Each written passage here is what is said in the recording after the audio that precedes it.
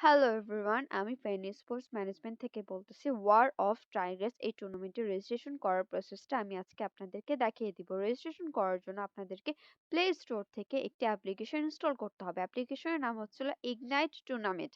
এই অ্যাপ্লিকেশনটা ইনস্টল করার পর ওপেন করতে হবে। ওপেন করার পর সাইন আপের একটি অপশন আসবে, সেই সাইন আপের অপশনটা আপনাদেরকে প্রেস করতে হবে। প্রেস করার পরে ইমেল আসবে, পাসওয়ার্ড থাকতে হবে এবং যে পাসওয়ার্ডটা আপনারা দিবেন সেম পাসওয়ার্ডটা আপনাদেরকে রিপিট করতে হবে। পাসওয়ার্ডটা 8 ক্যারেক্টারের হতে হবে, একটি ডিজিট থাকতে হবে এবং একটা স্পেশাল ক্যারেক্টার দিতে হবে। স্পেশাল ক্যারেক্টার বলতে অথবা এই হ্যাশ, এগুলো যে কোনো একটা দিতে হবে এবং মাস্ট বি ফার্স্ট লেটারটা অথবা আপনার পাসওয়ার্ডের যে কোনো একটা অ্যালফাবেট ক্যাপিটাল লেটার হতে হবে। দেওয়ার পরে by checking this box I confirm that I am at least 13 years old, তার নিচে যে বক্সটা আছে দোনোটাই আপনাদেরকে কনফার্ম করে দিতে হবে।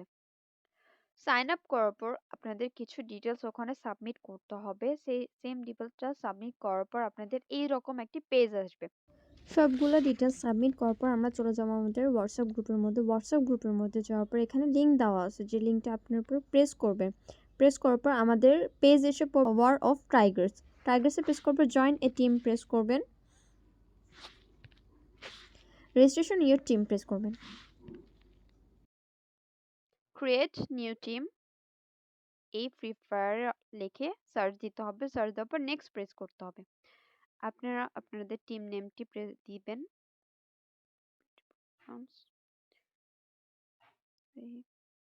আর 4 প্লেয়ার।